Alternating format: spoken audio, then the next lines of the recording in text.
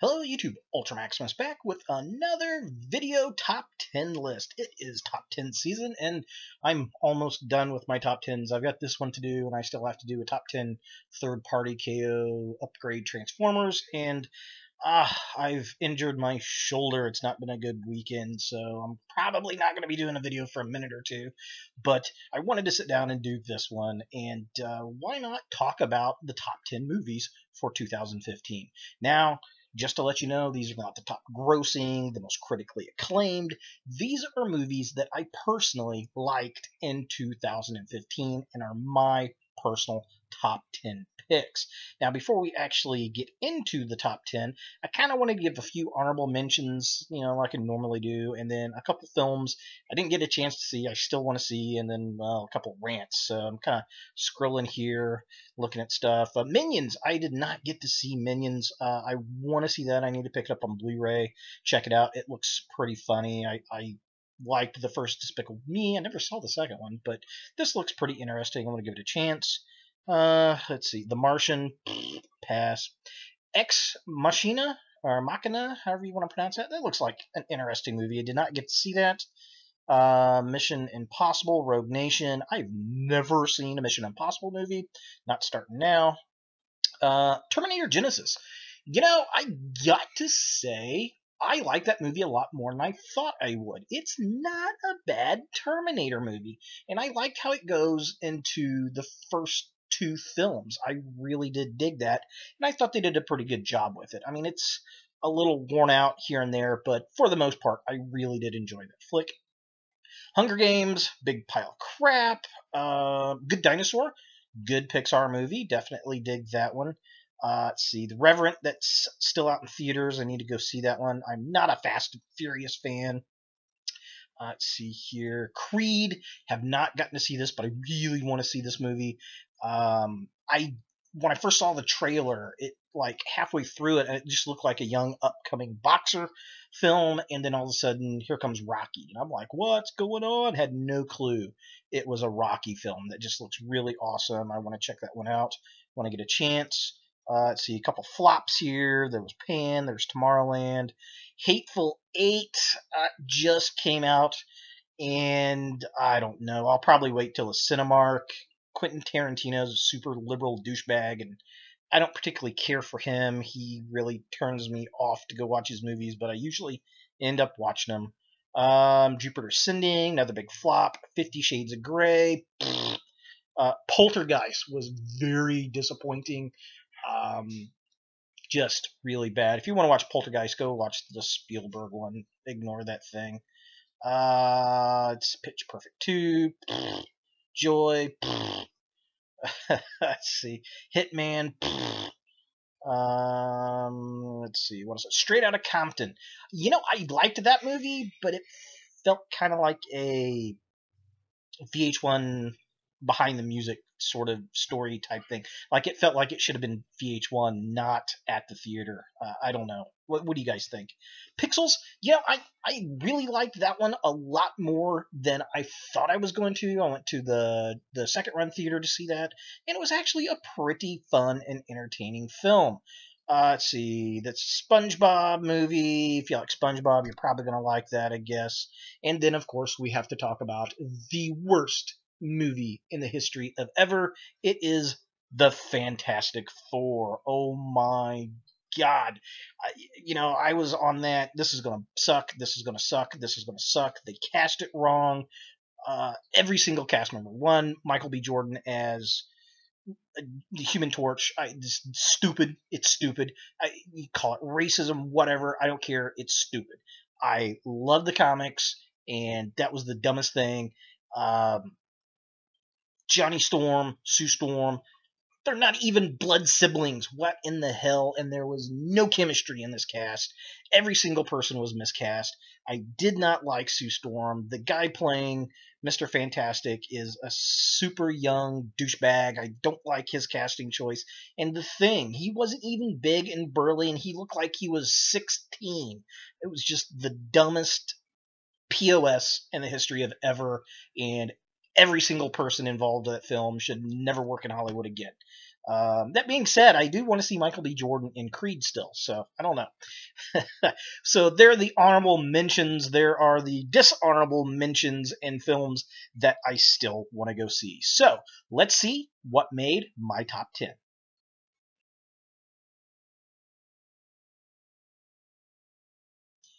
Number 10 is going to go to Entourage. And this film, I didn't even know was coming out. It kind of side blinded me, and I saw the trailer for it and was like, what? I loved the TV show. I thought it was a lot of fun. It was very different at at the time when it came out, and I was very excited to go back and see these characters again. So this is kind of one of those HBO series to movies kind of thing, kind of like if you liked, I guess, Sex in the City. Fortunately, we'll never see The Sopranos. Maybe we'll see a True Blood someday, but I was really excited for Entourage, and it held up to standard. If you're not a fan of Entourage, you're probably not going to care for this movie that much, but even if you haven't seen the series, the film's actually still pretty good to watch. I mean, it's the same basic concept of the show. Every character that we liked in the show makes a comeback in the movie. Some really good celebrity cameos in it. Really, really funny stuff. And, I really enjoyed it. And it capped it off very well, especially with the ending where they're kind of talking about spoiler alert, by the way, and you're going to hear this all through this video. At the end of the movie, they talk about, we should do a series about this kind of thing, which is, what this series was, which I enjoyed. I thought it was good, and that's why it's number 10.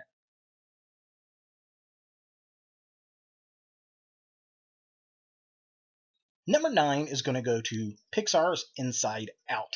Now, this is a movie I really didn't think I was going to like at all. When I first saw the trailers for it, my instinct was, oh, this is going to be a little girl's movie. And I ended up going to see this, and I really, really enjoyed it. The characters, how they intermixed, the whole plot, uh, you know, the whole idea of growing up and discovering yourself and going through phases as a kid. I really related to a lot of that stuff. And, I thought it was really, really funny and a lot better, like I said, than I thought it ever was going to be. And to be honest, I really liked this one better than I did The Good Dinosaur. The Good Dinosaur is a good film, but it's a little sad, kind of like in the way Wally was. This definitely a lot more of a roller coaster. It's got its endearing and sad moments, but it's more fun, I think, than The Good Dinosaur was. I don't know. Visually it's not as good, but overall I think it's a better Pixar film than Good Dinosaur, and it's definitely a fun family film, and that's why it's number 9.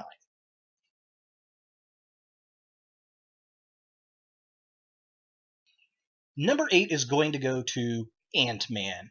Now, this is a movie I really didn't think I was going to like either. In fact, I was not even going to go see it at the first run cinema. I was going to go to the second run movie theater and pay $1.50 for it, and I ended up going on a Saturday afternoon, I think, matinee, and I gotta say, this movie is a lot of fun. It was very surprising to me, and it was done well. I liked the Scott Lang character. I like the way they portrayed Hank Pym for the most part.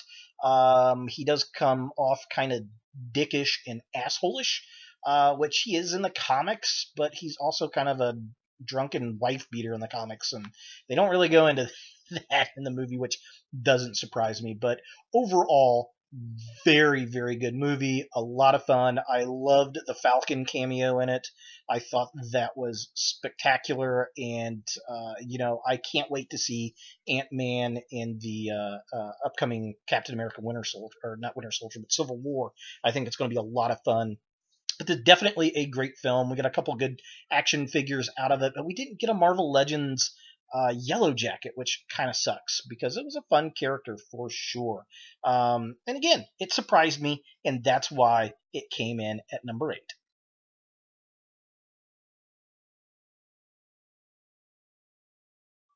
Number 7 is going to go to Vacation. So they rebooted the National Lampoon's Vacation series, and it works for me. I was so stoked about this. I love the idea. I love the cast to it. They did a good job with it, and this only works because it's grown up Rusty. So basically, we go back to that nostalgia tinge, and Rusty wants to take his family to Wally World, and he wants to spend time with his family just like Clark did, and he's just as much of a bumbling fool as his dad, of course. And it's updated, it's modern, it's raunchy. I loved everybody complaining about it, saying that this wasn't a family film. No, it's not. Did you watch the first movie? It had incest, it had cheating, it had nudity, and this one, it's a little different level. This is more the kind of young 20s raunch com, and I appreciate it. It was funny, and it was a great popcorn film. It wasn't as good as I wanted it to be, but for the most part, it definitely hit on full cylinders, and that's why it's number 7.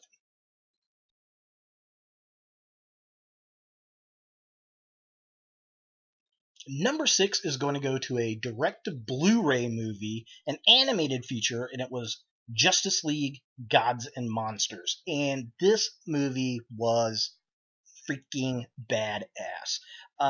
It's a DC animated film. It's bringing back Bruce Timm, who is the guy that basically created the DCU, DC Animated U, and he did the Batman animated series, Superman, Justice League Unlimited, all that stuff.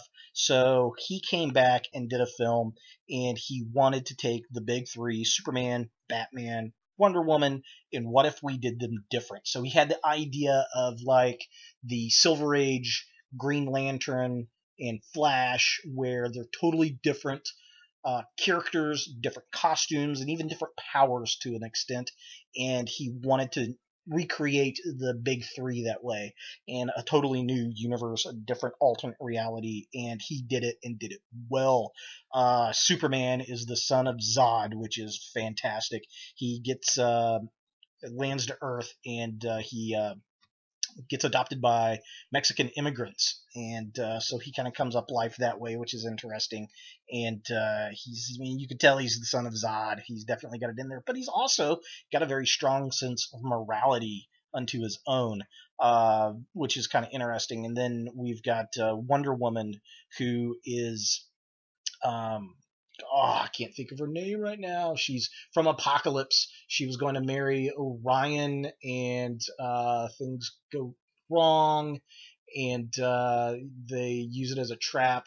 The gods of New Genesis attack the gods of Apocalypse, and everything goes down, and she ends up coming to Earth, getting banished, which is kind of interesting. And then Batman is the guy that's Man-Bat. He's Kirk, the doctor, who is trying to cure himself of a cancer and turns himself into a vampire, basically, which is kind of interesting. But very, very good animated movie, very dark, probably the darkest DC animated universe film or cartoon we've ever seen, which I really, really do dig. And they've got 3 shorts out there. You can look them up on YouTube. In fact, I will put a link to those right here, and where you can see that these came out before this movie got released, and one was for Superman, one for Batman, one for Wonder Woman, and it really kind of introduces the character for you. And the Batman one with Harley Quinn is phenomenal, and Superman's is quite powerful to watch. So definitely cool stuff. If you haven't seen this, go out and buy the Blu-ray. This is just fantastic storytelling at its finest, and that's why it's number 6.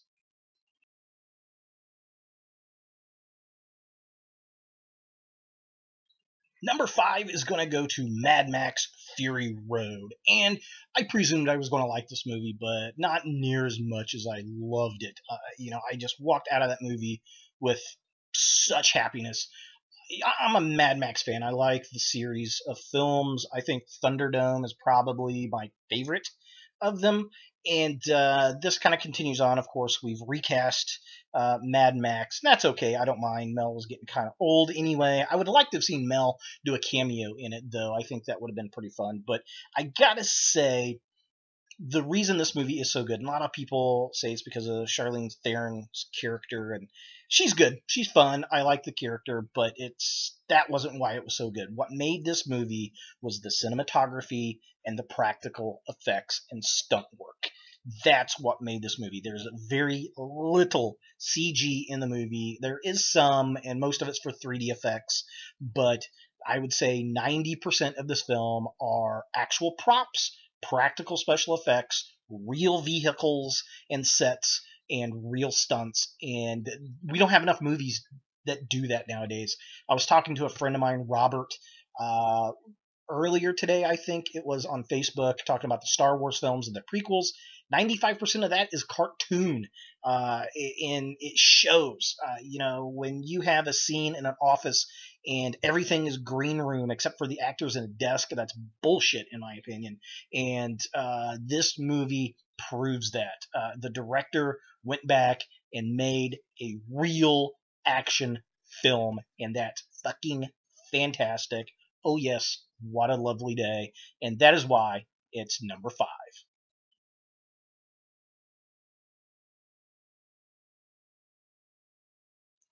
Number 4 is going to go to the latest installment of James Bond, and that is Spectre.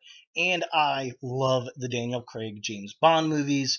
Out of the ones that we've gotten this far, I think Skyfall is probably my favorite, although I really do like this one a lot. It's got some really good um, effects going on as far as the stunts and the fighting. Again, a lot of those practical effects, just like in Mad Max, that I really like. Very large budget, large scale kind of film. We get our characters back that we've met in Skyfall, and the sets. Or not sets, but locations, very nice, and they've been stepping that up since Casino Royale. Like Skyfall did a really good job with the sets and locations, and Spectre really kind of keeps that going forward. The scene in Mexico City was probably my favorite, with the whole Day of the Dead thing. Looked spectacular. I just can't say enough about the Daniel Craig franchise.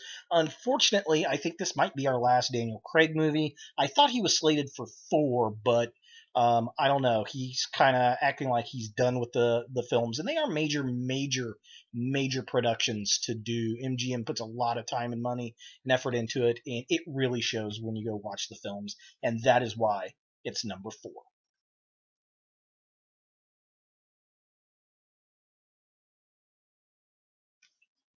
Number 3 is going to go to the Avengers Age of Ultron. And this is a big popcorn movie. Nothing more, nothing less.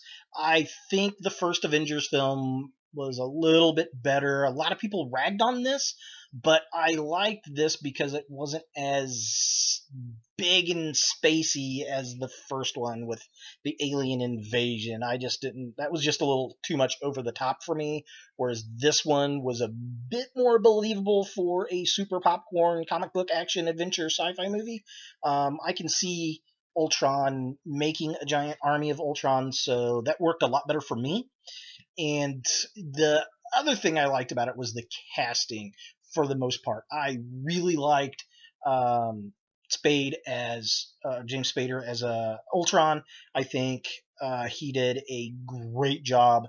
Not what I would have envisioned for Ultron, but it worked, and it worked well.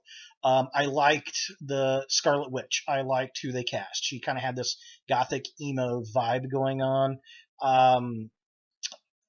Her and her brother's origin was kind of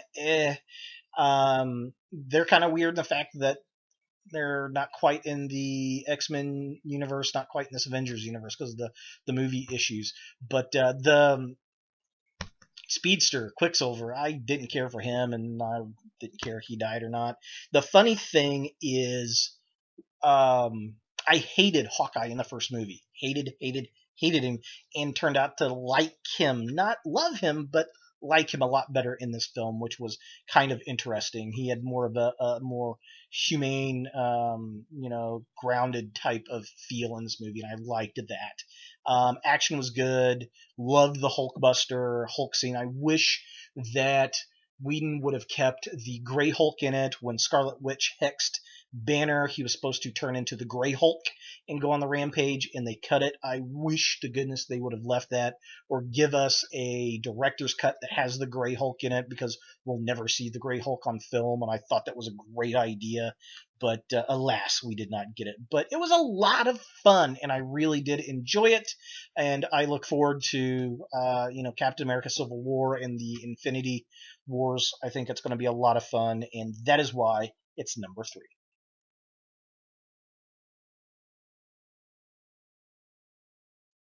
My number 2 spot is going to go to Jurassic World. I am a huge Jurassic Park fan. Love the original film. Love the novel. Michael Crichton is my favorite author. I love the blending of science fiction and science reality that he does in his books. And Jurassic Park has just been a great franchise. I didn't care for the second one. The Lost World was a big piece of junk, but I liked Jurassic Park 3. A lot of people didn't, but that movie was everything from the book that was not in 1 and 2. So that worked for me. I liked that. And this looked so good, so promising, and it came through. I mean, they really recaptured the awe and love and wonder of the first film and brought it to a new generation. I love the whole theme park, the park is open idea, and hey, let's make it better, and let's do some designer dinos, and we're going to make this composite thing, and it just doesn't work. And I loved it, absolutely love it. Chris Pratt, fantastic in it. He was great in Guardians of the Galaxy. He's awesome in this one. And to be honest, I want to see him as the next Indiana Jones. I want to see, they're talking about making another Jones film. I think that should be a pass the baton film. Harrison Ford talking about an adventure. There's some kind of adventure that's taking place where something he's dealt with in the youth and he's dealing with in his older age, and he's reflecting back to the younger version of himself, which should be Chris Pratt, and then he should move forward with the franchise. I think Jones should be like James Bond, where you recast him. Heck, we've got Mad Max recast. Let's do it with Jones. But they're going with Ford, so what do I know? I don't make those movies. I just watch them. But this movie was phenomenal. The only thing was they didn't have enough hybrid designer dinosaurs in it. The Stegoceratops toy was not in it, and it made me sad because I really wanted to see that out there. But we saw a lot of really great stuff. Probably some of my favorite scenes. The little kiddie park with the little baby Triceratops and the petting zoo. That was awesome. I loved the gyro ball. I thought that was kind of funny. It reminded me of going out with the Gallimimus for some reason. Maybe because they were in the field. I don't know. The whole aquarium was really good, even though that marine reptile was nowhere near that big. But they did have a really great line where they talked about, Dr. Wu talks about, none of these dinosaurs are real, they're not authentic. They had to mutate the DNA with different animals to get them to work, so they wouldn't have looked like this in nature, acted like this in nature anyway, which is a great way to explain the issues with the raptor, the Spinosaurus, the Dilophosaurus, all those animals that just aren't, where they take artistic license with. That line works really great for that. I loved it. So they're going forward with another one, so we'll see where it goes. But I definitely love this movie. It made my summer for sure. Best film of the summer for 2015, and one of the biggest movies of all time, and that is why it's number 2.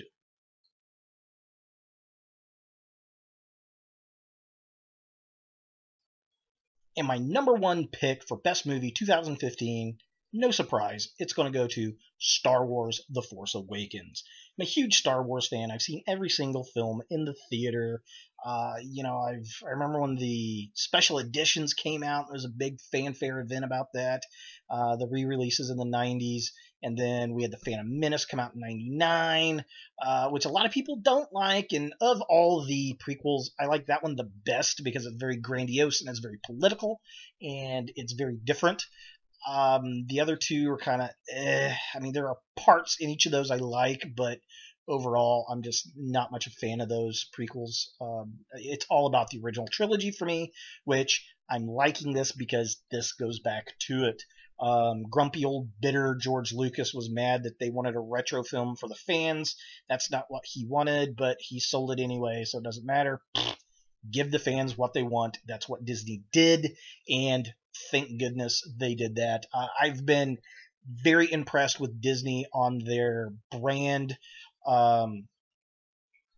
saving, I guess you could say, with like the Muppets and Marvel and now Star Wars. I think they're doing a very good job of acquiring these brands and bringing them under the Disney umbrella and bringing quality to them. And J.J. Abrams did a really good job with the practical effects. Again, man, I've said this with Mad Max. I've said this with Bond. That makes a huge difference. Those prequels were 95% cartoons. So bad. When you go back and watch the how they made it videos, like I said before, it's all green screen except for the actors and a desk. I mean, really, you can't put up a fucking wall and a door on a set?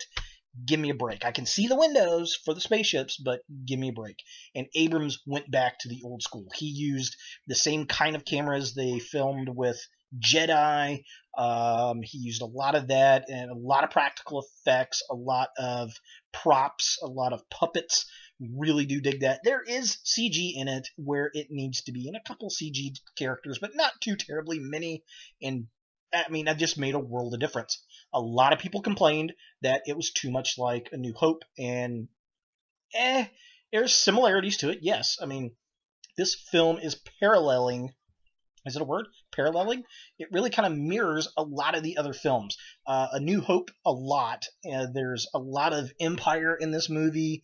There's a lot of Jedi in this movie.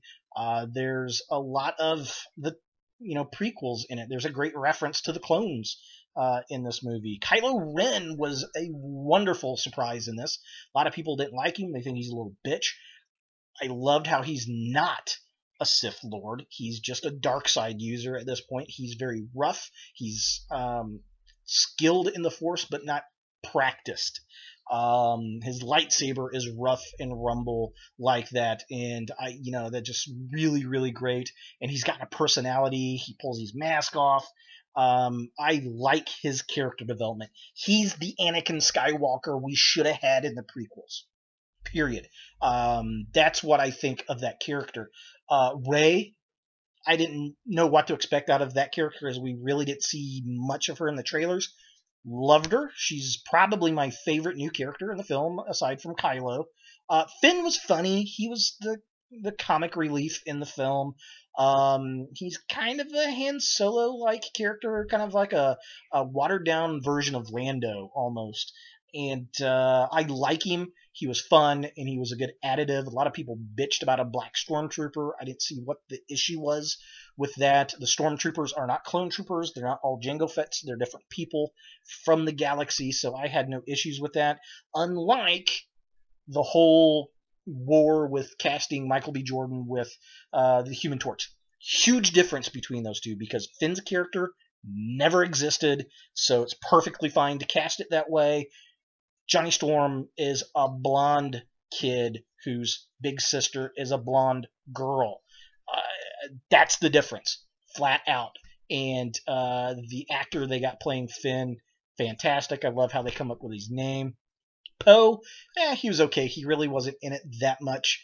It's really a Han Solo and Kylo Ren movie, and that surprised the hell out of me. Carrie Fisher, worst part of the film, absolutely.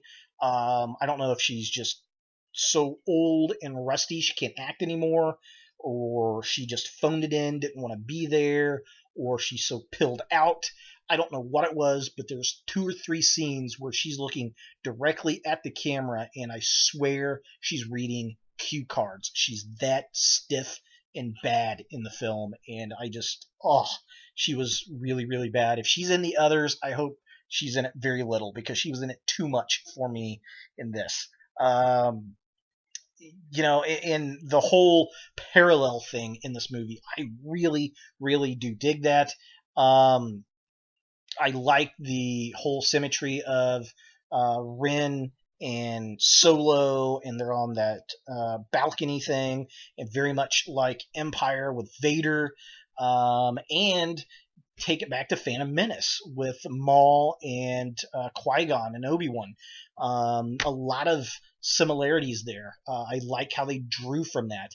And you get the whole Obi-Wan dying, becoming more powerful kind of thing on a reverse angle with this, with Han Solo, which was great. I absolutely loved that. Everybody was like, oh, I can't believe he died. And you knew it was coming. They paid him $34 million just to be in this movie, and they put enough Han Solo in this so where we got enough out of it and said our goodbyes to him. And it was a ballsy move. It was. You want to kill off a strong character to really off balance the film, and they did that, and it worked. I liked it. Chewie, I think this is the most Chewie we've ever seen in a Star Wars movie, and that's okay. I'm definitely digging that. BB-8, probably the best thing in the movie. Really loved BB-8. There are a few coincidental type things in it, and then the final scene with Luke, you're just like, come on already with it. So it's definitely an Empire ending where what the hell's going to happen next. Great film. Seen it 3 times at the theater already, and I'll probably see it a couple more times at the Cinemark at the second run theater when it hits there. Definitely a fun film. Breaking box office records all over the place. Unfortunately, it's not going to make all the money for 2015 because it came out the last week of December, but it's definitely going to have a run here in 2016. And, if I rank the Star Wars films now, it's got to be Empire, my favorite, Return of the Jedi, and then The Force Awakens. Absolutely great film. Loved it. I think they did a great job with it, and I'm looking forward to the next film, which I think is Star Wars Rogue Squadron, or Rogue One, or whatever it's called. But yeah, there it is. My top 10 movies for 2015. What films did you guys like that I did not talk about? Add a comment down below. I'd love to hear your thoughts. What do you think about these movies?